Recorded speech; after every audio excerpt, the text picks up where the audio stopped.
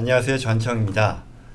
올해 전 세계 이 주요 도시 가운데요. 생활비가 가장 비싼 도시는 뉴욕과 싱가포르인 것으로 나타났다고 하네요. 최근 이 영국의 이코노미스트지가 발표한 2022년 전 세계 생활비 보고서에 따르면요. 뉴욕과 이 싱가포르이 조사 대상 172개 도시 중에 올해 생활비가 가장 높은 곳으로 1위에 공동으로 올랐다라고 하는데요. 방식은 이제 뉴욕 물가를 기준으로 해서요. 100점 만점에 뭐 식품, 의료, 주거, 교통, 학비 등 뭐 여러 가지 이 가격들을 반영해서요. 세계 생활비 지수를 산정했는데 이에 따라 도시 생활비의 순위를 매겼는데 뉴욕과 싱가포르 모두 최고점인 100점을 기록했다라고 하네요. 뭐 의외로요. 뉴욕이 1위에 오른 게요. 금년이 처음이었다라고 하네요. 항상 1등이었을 것 같은데. 그 밖에 뭐 뉴욕 외에도요. LA, 뭐 샌프란시스코와 같은 미국 도시 총 3곳이 전체의 순위 중에 10위권 안에 들었다라고 하네요. 이 싱가포르 같은 경우는 항상 이 1위를 했었던 그런 도시라고 하는데요. 올해를 포함해서 지난 10년 동안 거의 8번 1위에 올랐었다라고 하네요. 뭐 홍콩, 그 다음에 이제 미국 방금 말씀드렸던 로스앤젤레스, 그리고 스위스의 취리히, 그리고 제네바, 그리고 샌프란시스코, 프랑스의 파리 뭐 이런 등이 주요 도시로 집계됐다라고 하고요. 그리고 주목할 만한 것으로 지난해 대비로 이 금년 가장 생활비가 오른 곳으로 러시아의 모스크바가 또한 뽑혔다라고 하는데요. 이건 아시다시피 러시아가 올해 2월에 이 우크라이나 전쟁을 시작하면서요. 서방 여러 나라들이 이 러시아에 대한 제재를 가했잖아요. 이로 인해 물가가 치솟았기 때문이다라고 분석했네요. 한편 이 올해 조사 대상인 172개 도시의 물가는요. 작년 대비로는 8.1% 평균 오른 것으로 집계됐다고 하는데요. 이런 상승률은요. 지난 20년 내 최고 기록이었다라고 하네요. 뭐 아시다시피 방금 말씀드렸던 우크라이나 전쟁이라던가 이로 인해 전 세계 공급망이 붕괴된 것, 그리고 중국의 강도 높은 이 제로 코비드 정책, 방역 정책이 있었잖아요. 이게 주요 원인으로 꼽힌다라고 설명했네요. 마지막으로 이제 궁금한 게 한국인데요. 뭐 일본과 한국과 같은 동아시아 선진국들의 주요 도시의 경우는 강달러 현상으로 인해 자국의 통화 가치가 하락해서요. 뉴욕에 비해서 상대적으로는 이 도시 생활비 순위가 낮아진 것으로 파악됐다라고 하네요. 뭐 재미있는 소식이었습니다.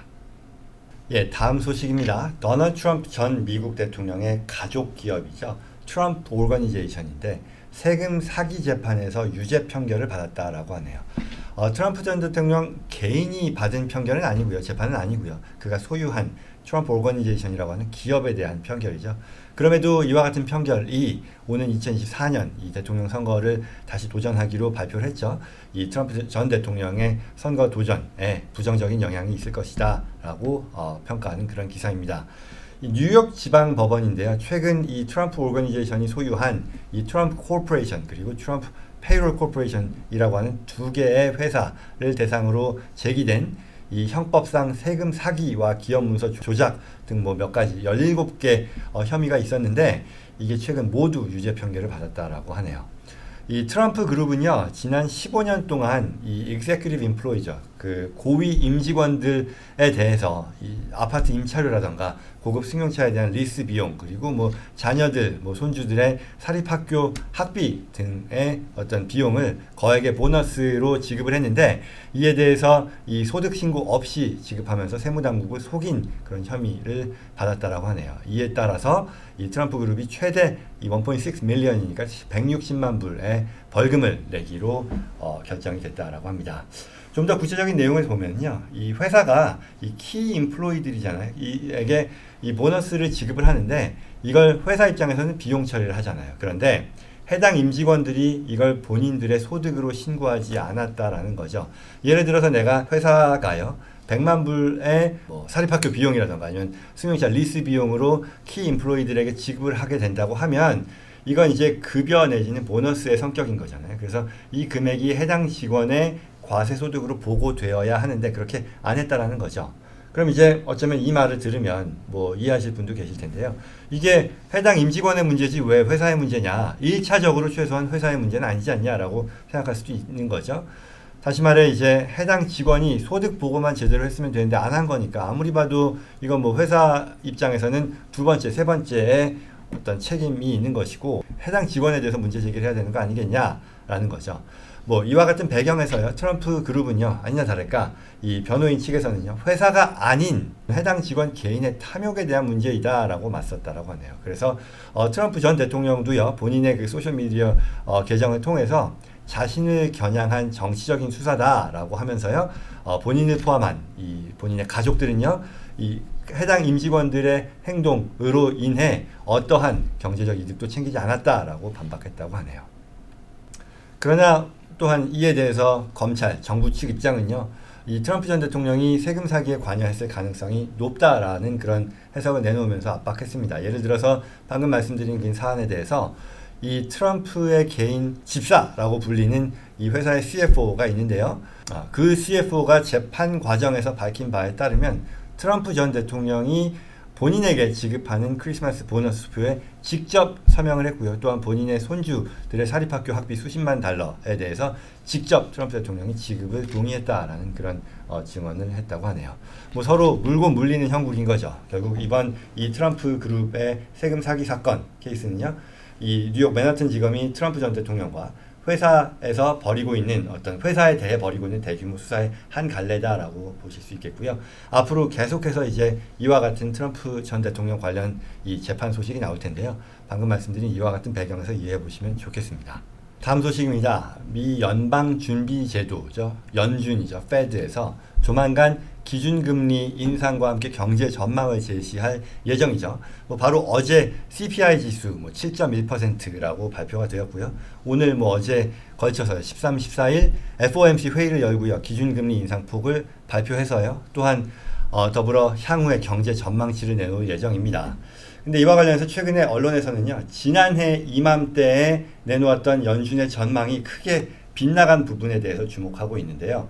워싱턴 포스트, 뉴욕 타임스 등에 따르면요, 연준은 지난해 12월 예상을 했었던 거죠. 그 내용이 뭐였냐면 올해 기준금리를 대략 한 3차례 정도 올려서 원래 작년 말 기준으로 0%, 0.25% 수준이던 기준금리가 금년 말에는 0.9% 수준이 될 것이다 라는 전망을 했었던 거죠. 그러나 여러분들 아시다시피 현실은 이와 크게 달랐습니다. 실제로는 연준이요, 기록적인 인플레이션에 직면해서요, 이 지난달까지 4차례 연속으로 자이언트 스텝이라고 하잖아요. 0.75%, 75 베이시스 포인트의 기준금리 인상 등을 단행했고요. 지금 현재 금리의 어떤 최고치가 4.0%에 달하는 그런 수준으로 올라간 상태죠.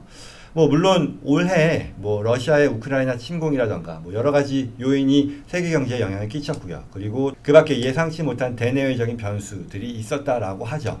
그럼에도 이 일각에서는요, 연준이 이 인플레이션을 잡기 위해 필요한 금리 수준이 있을 텐데 이거를 계속해서 과소평가해 온 것 아니냐라는 그런 지적이 제기되고 있다라고 합니다. 물론 이건 연준만의 문제는 아니겠죠. 일반 시장의 경제학자들, 이코노미스트, 전문가라고 하는 사람들도 지난해 말에 내놓았던 전망을 살펴보면요, 올해 인플레이션이 진정될 것이다 라는 그런 예상을 주로 했었다라는 거죠. 근데 실제와는 굉장히 달랐던 거고요.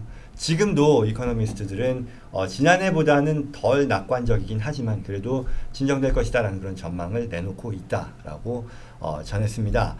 이런 기사를 보면은요, 저도 경제학을 전공한 대학교 때지만 사람으로서 저는 스스로 경제를 잘 알고 예측할 수 있다라고 얘기하지 않는데요. 아무튼 이 경제 예측이라는 게 참 쉽지 않구나라는 그런 생각을 합니다. 그리고 소위 전문가라는 사람들이 이거밖에 안 되나라는 그런 자괴감을 느껴도 충분하지 않겠나라는 생각까지도 드는데요. 예전에 제가 어떤 글에서 경제학의 현대 경제학의 수준이라는 것이 의학이나 과학과 같은 다른 학문들과 비교하면 18세기 수준이다라는 그런 설명을 어느 책에서 본 적이 있는데요. 과연 그런 것 아닌가라는 그런 생각도 들고요. 경제 전문가 또는 시장 주식 전문가라는 사람들의 말을 있는 그대로 신뢰하는 게 참 쉽지 않겠구나라는 그런 것도 다시 한번 생각해 보게 되는 것 같습니다. 아무튼 연준의 이 경제 전망에 대한 기사였습니다.